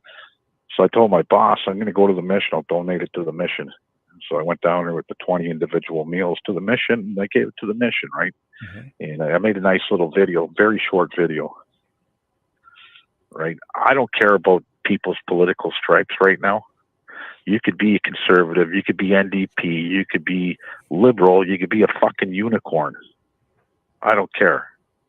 You could be whatever religion background that you want to be. I don't fucking care. Your sexual orientation, I don't care. You know, this is a time for everybody. I don't care who you are, what color you are, to come together, because the only way we're going to get out of this fucking big problem that we're in is if we don't do it individually, but as a group. So the more people that get involved with helping the homeless and in hunger and everything else, is the faster we're going to get out of this. The government ain't going to do fuck all, folks, as we see. Mm-hmm. So I've lost faith in our government a long time ago. Okay, and you know, for the holidays, I just want to stay away from all the political bullshit, all the sexual orientation, all that shit. Okay, I'm just going to stay away from it all. You know, and do positive things for people. Years and years ago, it was churches and community groups, public service organizations that would come together and provide help for people, families in need. That's where the community found its whole support mechanism, right? It was the people helping the people. But now today, with the rise of socialism and these false promises of security coming from our governments at all levels, these politicians who are saying, vote for me, we'll take care of the homeless, we'll take care of the hungry. No, man, you know what? I don't believe you, because you do not have a good track record in this regard at all. I think if you go back in time, you know, there were fewer people who were homeless. Where I live, never saw homeless people here even 20 years ago when I moved to this town. No homeless people. And now that we have a lot of homeless people. And the more the politicians get involved, the more government says that they're going to take care of the most vulnerable, the more vulnerable they become, and the more homeless we have, and the more social problems we have. We need to kind of find a way to get back to that grassroots community, you know, coming together and people supporting people in a real cohesive and natural, organic way. Not this government is going to take care of us from the cradle to the grave stuff. Yeah, and that's where a lot of people, they rely on that. Okay, it's false hope, folks. Okay, false fucking hope. I'm just punched out of work. Okay, just now. And I could be off till the 2nd of January if I want to be. And I think I'm going to take them up on that option, because we're not busy. And I'm going to take a little break. They asked me if I wanted to go to a new shop, another one. This will be the third one. Okay, and this one's nothing to do with the auto industry. It's aerospace, right? So I said, yeah, I'm going to go over to that shop. So, you know, just because I get all the hours I want, and I'm not relying on the big three. Okay, I'm relying on SpaceX and whoever else, right? Yeah. Big government contracts in the next building, right? So it is what it is. And it's funny you said that about people relying on the government, because I just put my councilman to the test, and I sent him a text around on Facebook anyways, about 2 a.m. Okay, he's a piss tank. So I know he was up and he probably read it. But this is what I wrote to him, and it was along the lines of, I want to start a community garden, and not a small one. You know, due to the rising costs of food and inflation, okay, I want to get a community garden, but what I need from him is to go to City Hall and find out what land's free for me to use. I don't want the fucking land, okay? I just want them to up the land. I don't want their money to support it. It'll be nonprofit, and I got a lot of friends with a lot of deep fucking pockets down here in the South, okay, and in Toronto, anything south of Toronto with very deep pockets that will get behind it. Okay, and that food will go to Street Help, the Mission, Salvation Army, whoever, okay, Goodfellows, you name it. There's 1,000 of them out there with their hands open, okay, and whoever needs it, period. Great idea. I want to see. Well, I want to see his response. If you don't respond to me back, well, then I'm on my own, and I'm going to do it on my own. And I'm going to bring it up in front of City Council, and I know the motions to go through, and I'll go through the motions because we got all kinds of parcels of land in Windsor, especially downtown. Look at the Grace Hospital site. That's huge. That's perfect. I'd love to see tomatoes and cucumbers and watermelons and broccoli and cauliflower, you name it, beans, lettuce, okay, everything growing there. Right? Not for profit. Here you go. A community garden. Community initiative. Act locally, right? Right, and I want to see how serious city politics are about the hunger issue in my city. Because I got a really bad feeling that it's unlawful to feed the wildlife, and the wildlife being that of the needy. Yeah. You're going to piss a lot of people off, like who? Loblaws, Superstore, whoever, the IGA, Foodland, because you're cutting into their profits. Well, I'm not cutting into anybody's profits because it's like I said, it's going to be, I don't want to fucking make a cent. I work for a living. Right? But I'll make the time to put this together with people that'll help me put it together, right? So I'm not going to do it alone because individually I'm not going to amount to much, but as a whole, the more the merrier. Sure. You know, you get 50, 60 people going, right? And that's not a problem in my city. I could get the people behind it, right? So I want to see where it goes. I want to see what the mayor has to say, what the rest of city council has to say about it. If it's a go or a no go, but there's a lot of land in Windsor not being used. Awesome right? idea. It's just temporary, right? I think it's a great idea. Yeah, get all the logistical stuff and the approvals in place over the winter, and then have at it in the spring and get it all started. Exactly. That's right. Now's the time to start, right? So, come January, I want to see the motions. I'm going to put one in and be heard anyways. Right? I want to hear what they have to say. Fantastic. Are they for it or are they not for it? Hopefully they're for it. And maybe they prove me wrong. Maybe you can come up with a real Canadian name for it. Yeah. What would be a great Canadian name for that garden? Dundas Square, I would call that Hobo Park, with lots of light. I was down there a couple weeks ago. And Johnny actually was with me. And the Dundas Square is a weird place, man. You got a needle exchange, you got a mushroom store, everything in the Dundas Square. So they're giving away free heroin in Dundas Square. Well, not technically heroin, but it's called Dilaudid number 8, which is probably the synthetic purest form of pharmaceutical heroin grade you could see on the market. People have murdered each other for years over those things, okay?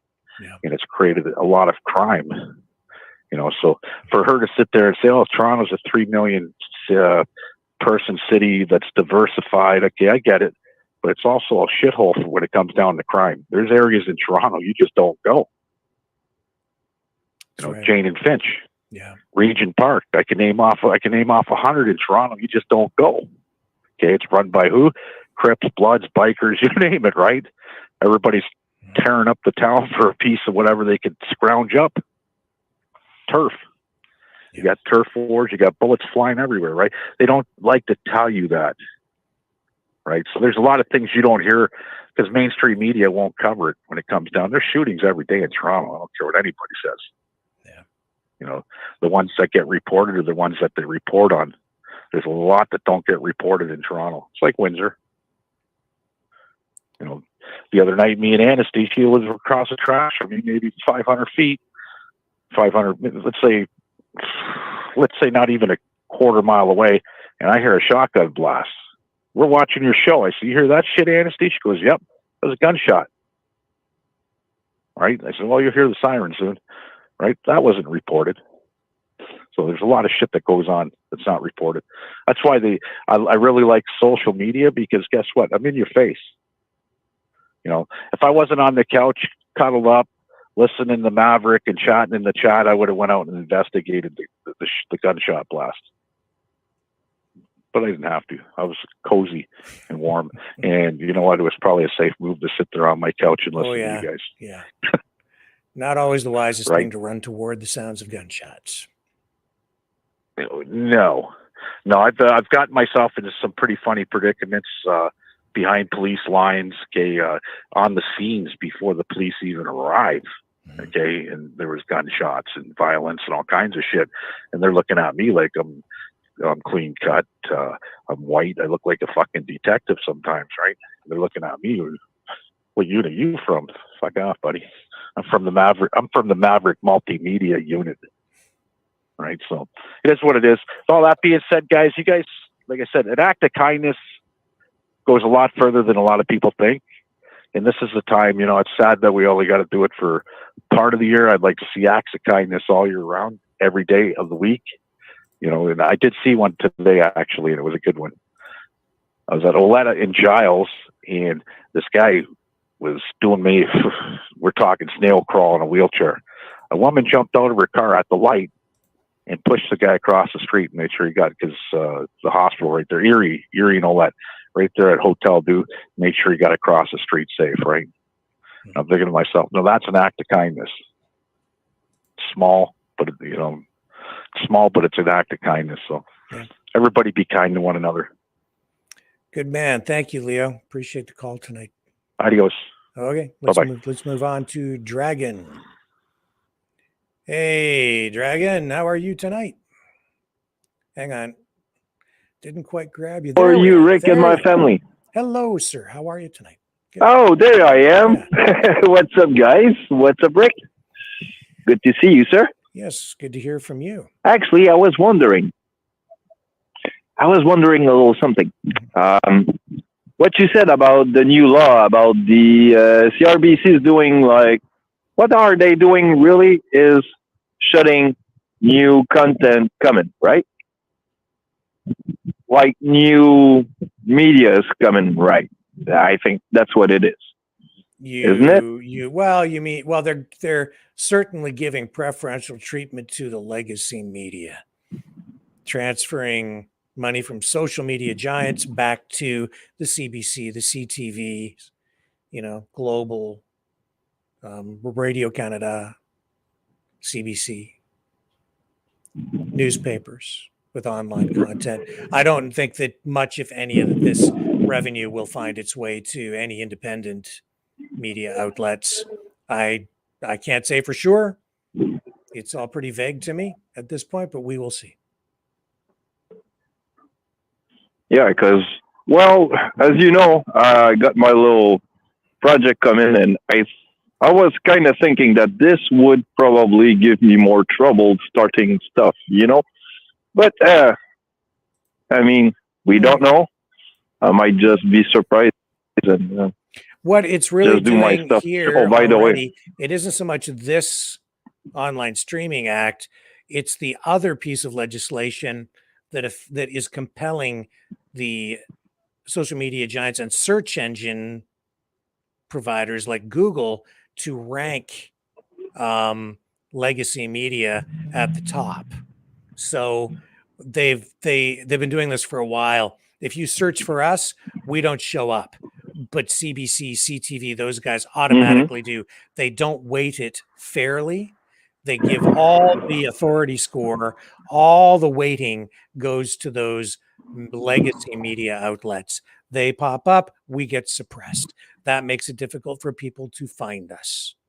That's having more of an impact than anything. Right. That combined with the fact Facebook doesn't put news on their platform anymore. So if you name it news or it's perceived as news, they just don't run it. They suppress it or outright ban it in Canada, block it. And then last night, our show was blocked on YouTube. So people can't see the rerun, the rebrod from it. It's just stuff like that. That makes it difficult to get the message out. yeah, it's pretty much our free speech getting like the whack on again. Mm-hmm. Yeah. And see, They're trying to shut us down. our platform here too is just at a size where it's easy for them to target us, to prevent us. They're trying to prevent us from growing, I think. But if you're a major, if you have a major platform, if you're a big name already, something really large, it's more difficult for them to suppress you because people become more aware of you doing it. They also make a lot more money off those more established, more prominent live streamers and social media influencers. But what's your situation tonight? What else would you like to talk about? Well, actually, I wanted to say, wow, I love the shirts. By the way, I've just seen it, and wow, beautiful shirt. And actually, well, Mouth, this guy, man, he has a big heart. I love this guy. I love what he's doing and he has. I think, I know, I mean, this means the world for a lot of people. So go for it, Leo. I'm around and I'm just behind with you on that project and give you the go. Good man. Well, don't forget to send me your address. Or an address where I can send you the shirt. I did. Oh, did you do that? Okay, I'll find it. Actually, well, I think I did the other day. Okay. All right. So, yeah, I will let you to the next caller. Okay, thank you, Dragon. Appreciate the call. So, have a good one, sir. All right, see ya. Okay, I think we have John on the line here next.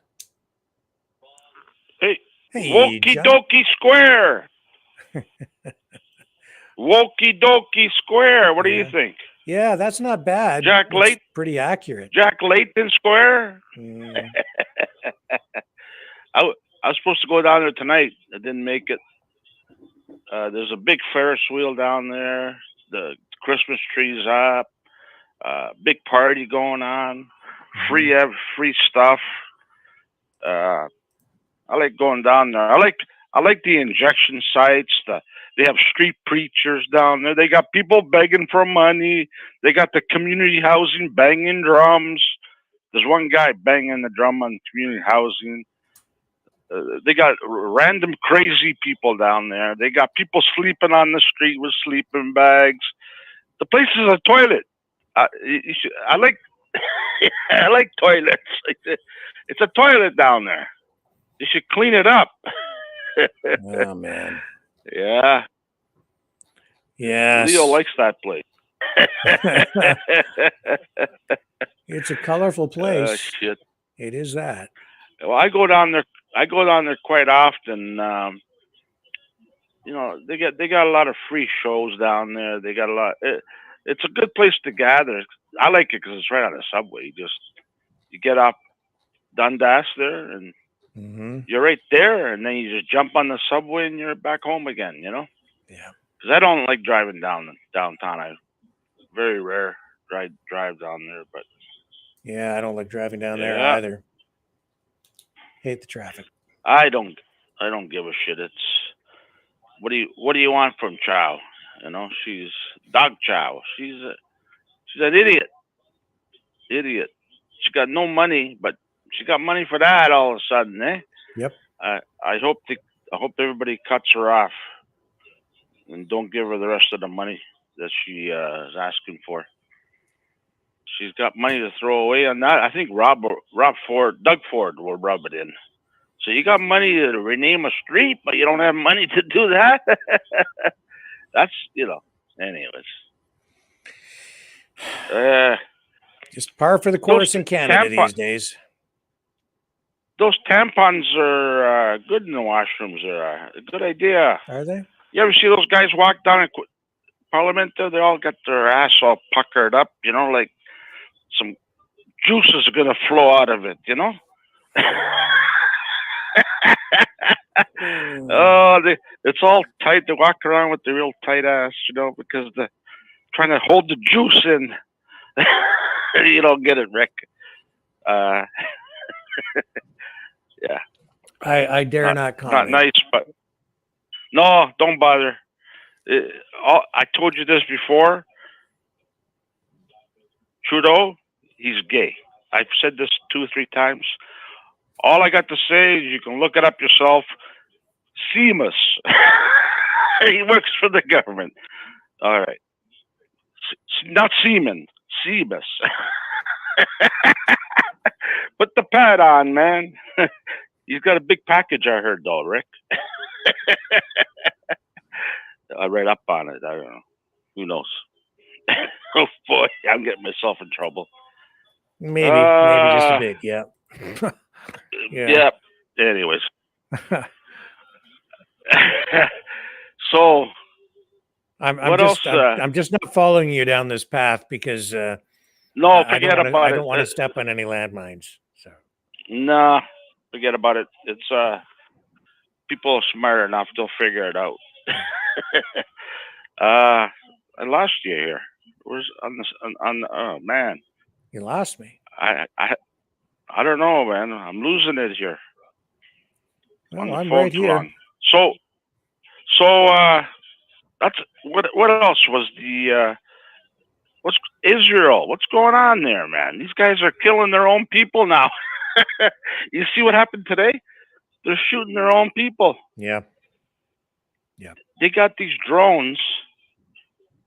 I guess they're controlled by people. I don't know, but they just fire on any movement. There's a cat walking down the street. The cat's destroyed. You know what I mean? It's like anything that moves, it fires on it. Unbelievable. Yeah, this war's got to end. This guy came over to put in my hot water tank today, at my house, and it was a little late, and I said, I've never seen an Indian person install a furnace or a hot water tank. They usually drive truck, work at accountants jobs, or work at a variety store. He starts laughing at me. I said, same with Jews. He goes, I've never seen a Jew install anything. They're just doctors or lawyers. Oh, my God. So then he says, I'm not Indian. I says, you look Indian? I'm not Indian. He goes, I'm Jewish. I go, you're fucking with me. I don't believe a word you're saying. I said, you're not Jewish. I tell you that right now. And then he admitted he was from Afghanistan. But yeah, he looked Indian to me. You know, I've never seen Indians do any kind of work like that. You know, they don't like to get their hands dirty. But these guys, yeah, he did. He did. He brought the wrong furnace over, the wrong hot water tank over, and he tried to charge me $125 extra. I said, "You nuts? Take it back. Come back next week." No. You got to do it today. I said, "Well, I'm not paying $125 extra for this." Oh, okay. Well, we'll try to resolve this. Okay, you do that. So there you go, Rick. Wow. That's my day so far. Okay. What else did I do today? Watch TV. I finished my job. I finished it yesterday, so I'm unemployed now. So till the next job comes in, Rick. So hopefully it won't be till the new year because I don't want to work till the new year. But if something comes in, I'll do it. So you're unemployed till the new year. At least for the moment. I hope so. I hope so. I've got a lot of work, but people are really slow.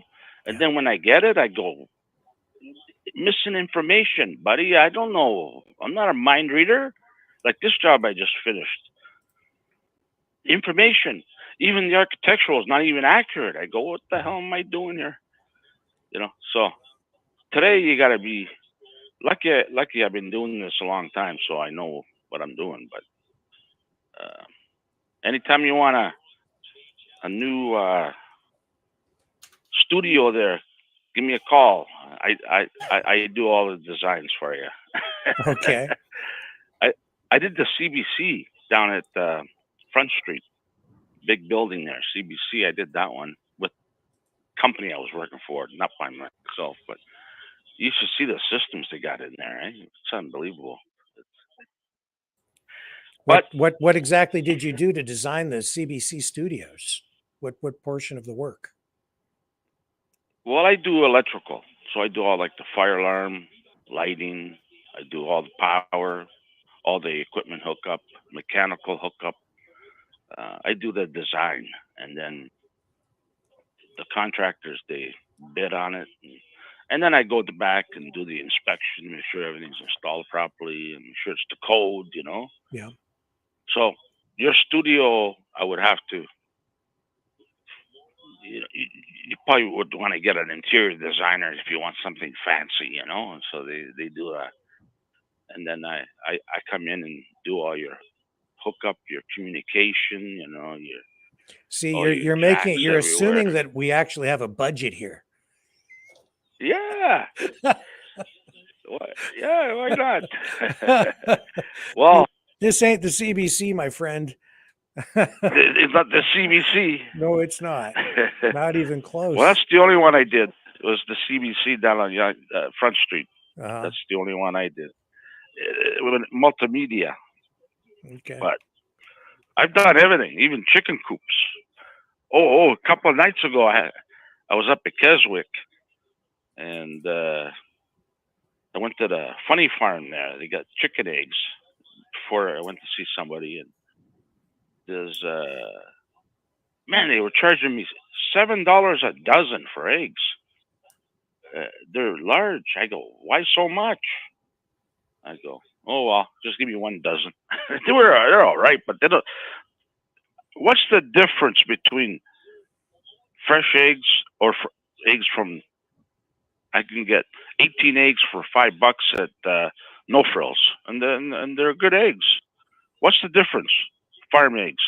Depends on depends on how they keep the chickens and how they feed them, what they feed them.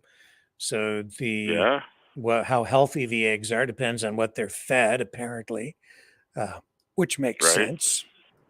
So I don't know beyond that. Yeah. You know, if you get those omega-3 eggs, they're better for you, I guess, because they feed them different stuff. I don't know. I don't like omega-3 eggs. No? I tried them. Yeah, I don't really like them too much. I prefer the regular eggs, but I can't. I lost your channel here, man. I can't get back into it. I don't know what the hell is going on with me today. I don't know either. Now, I'm going to throw this iPad right to the wall there. Screw this crap. Yeah. So, but anyways, I want to check out the ice fishing there. They got the huts there, right where the huts are. And, ice fishing? Where are you ice fishing? It's not cold enough for ice fishing, is it? Lake Simcoe. I know, but because you can start booking for huts and stuff. Oh, you can start booking. Okay. I don't ice fish though. I know Paul does. PDS, he's an ice fisher. Yeah. But I want to try it one day. So, but yeah, I went to visit somebody anyways. But you've never been ice fishing? You've never gone out? No, on a skidoo. I was on the lake with skidoos, jumping off the docks and everything. Yeah, I'm surprised I didn't go through the ice. Yeah. I like skidoos on the lake. But these huts, they're all insulated and they're warm in there, and you know. But you ever been ice fishing? I've been out ice fishing, but I've never actually done the fishing. I used to go a couple of times every winter to go out and do stories for the television stations. So I would go out with people who were ice fishing, but I'd shoot videos. I've been out there many times, out on Mitchell's Bay, which is there's some great perch fishing out there. I like perch. Yeah, so that's what people catch mostly out there, and it's a great place to go fishing. And there are other kinds of fish you can catch Yeah, out you there get too, back on. bass, stuff. So, but it's not my favorite thing to do.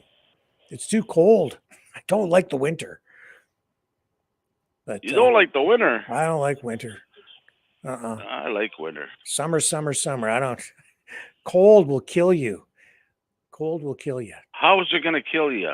Well, if you're out there too long, Cold. you're eventually going to freeze to death. That is Mother Nature saying, "I'm trying to kill you."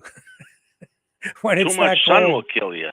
I can always Too find much some sun will shade. kill you, Rick. Well, that's what they say, but I'll take my The chances on the sun. heat rather than the frostbitten cold, the dead of winter. If you put It's meat in the deadly. freezer, it'll last longer, right? Not if it's alive; it'll come out dead. Yeah, if it's alive. It preserves the death, Uh, not the life. No, I don't like the winter. No. Yeah, well, I don't know, but And I figure, anyhow, like I'd rather go sit in a boat in the middle of the summer and cast a line, put my feet up, and sip I on a don't like soft boats. drink. And I always feel like wait I'm for gonna something to fall happen. in. You know. Oh yeah. I like big boats, but I won't look at the edge, look down. It's like I gotta. I like just sit inside or at around the sides. But I don't like planes. I've done a lot of flying, but I don't like planes either. They scare the crap out of me, especially when you hit turbulence. It's don't like planes. I don't like boats. I like cars. I like bikes. I like to be on the ground there, Rick. Mm-hmm. Yeah. Oh, I went to get some Chinese food at the bar today. Oh yeah. Girl walks in with a nice winter coat, eh? She goes, "Hey, you want to buy this?" I said. She goes, "It's $280." I go, give me $60. You can have it. I said, "Hey, that's a nice boat." It was a name. Let me try it on. I put it on and I go. She goes, "It fits." I said, "No, it doesn't." I said, "I like them big. I don't like them tight like this." No, it fits. I said, "No, sell it to somebody else." She goes, "Okay, I'll go get a double X for you." I said, "I'm leaving now. Another time." I said, "Listen," I said, "do me a favor. Get off that shit. I want to see you alive. I don't want to see you dead. You're going to end up in the ground. Get off that crack." I said, "How much is an 8-ball these days?" He goes, "Oh, you get a quarter ounce for $300." He said. Oh my God. She goes, "You need shoes? What do you need? You need shoes? You need sweaters? What do you want? I get it for you. Whatever you want, I get it for you." She really likes me. I always buy her beers, eh? But oh my God. But she's not allowed in the bar, eh? Because she was caught breaking in there at night, and the cameras caught her. She was stealing booze, bottles of booze to sell. So she's not, but she still hangs out outside selling her goods. Unbelievable. Well, I tell you, Rick, and that's not the only. That's not the other. A couple of days ago, there was someone selling this hand lotion, $24 a bottle, $5. $5. I said, "I'll take 4 or 5." I give them away to the women there. They like that shit. I don't like it.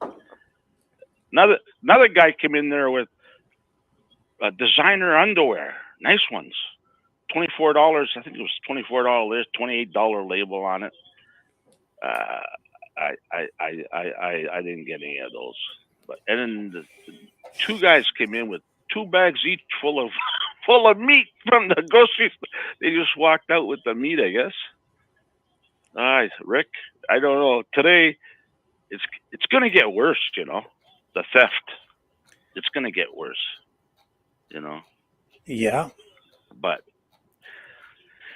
well, I don't know, but. These are sad stories you're telling me here tonight, John. Again, I just it saddens me to hear about these Yeah. people in these dire straits. And of course, I don't like hearing about the crime either. And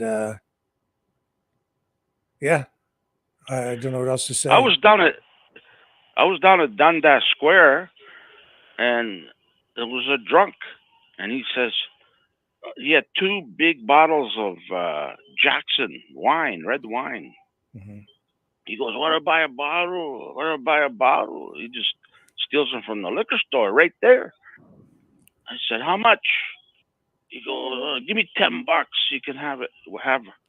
I go, "I'll take both of them for 20. How's that?" Okay. They were the big Magnum ones, eh? I still got one here. It's been, how long it's been. It's probably, I don't know if it goes bad, but I still have one here. Maybe I should open it up soon. I went to the liquor store yesterday and bought $600 with the liquor, and I got a lot of those cards, those gift cards. I said, "Give me 10 $50 gift cards," and then I bought I bought some champagne for the. I said, "You might as well buy it now before it sells out."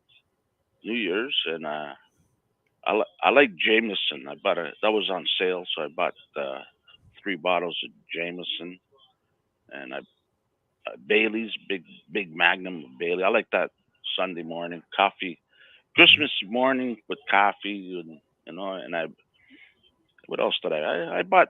Yeah, I'm all stocked up there, Rick. All stocked up.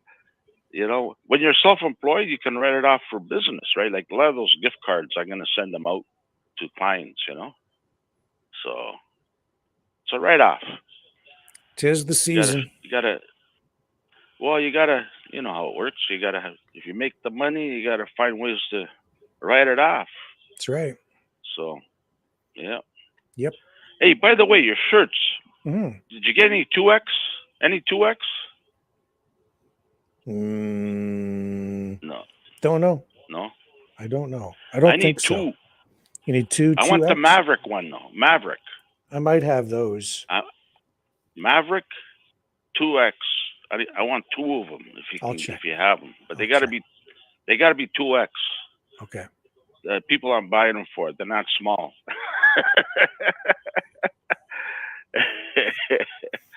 They're gonna need a couple double extra size large, bigger. Okay. I'll check. I'll check. Double 2X. They're called 2X. Got it. 2X. 2X. If you got them, let me know and send me a text message or an email or something, and I'll grab them off you. Okay. So, if you got them, if you don't have them yet, I can wait. Yeah, we'll get some made if we don't have them. Yeah, but not. Right. I want the Maverick one, like the one you're wearing right now. Oh, you want like with the embroidery? This is embroidered, eh? This is like a button-up shirt. Yeah, but that's like a golf. Is that like a golf shirt? It's like a casual type of shirt. Yeah, it's casual. Stand up or what? Walk around. Model it. I'm just kidding. I'm just kidding. Yeah. I prefer T-shirts. I'm a T-shirt guy. Mm-hmm. Yes, he's got buttons. See, buttons. Oh yeah. Oh yeah. These things will wear. Like I love these shirts. I started buying them as shirts for my SST car show years ago. They just wear and wear and wear. They're like a work shirt, right? Oh yeah, that's good. They just the other ones I've had for years, and they just don't wear out. They just do not. They're built. They wear like a pig's nose. So yeah, I love them, and they're comfortable. I like black, anyways. Well, we've got black T-shirt. Okay. If you got one of those, also in double X, I'll take it for myself. But yeah. Okay. We'll see. We'll get you set up. See what happens there. Yeah, but I like the 2 T-shirts, double X if you can, and I won't get no complaints if it's too small or too big. It's better big than small, Rick. Yes, that's right. Oh, Okay.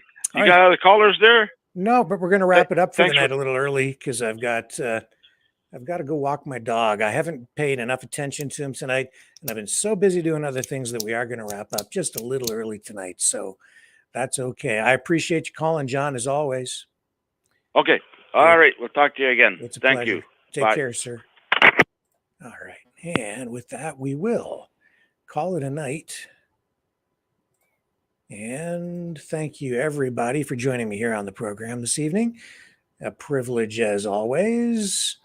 And yeah, I will just remind you, if you want a shirt, 30 for the t-shirt, 35 donation or more for the long sleeve tees, and 45 or more for the donate 45 or more, and I will send you a sweatshirt. Knights of Malta in stock, ready to rock and roll. And you can do that at freedomreporters.com. And I will do my very best to be back here tomorrow night at 6 p.m. Eastern Standard Time. Thank you, guys. Appreciate you all spending the evening here again. 6 p.m. Eastern Standard tomorrow on the flip side.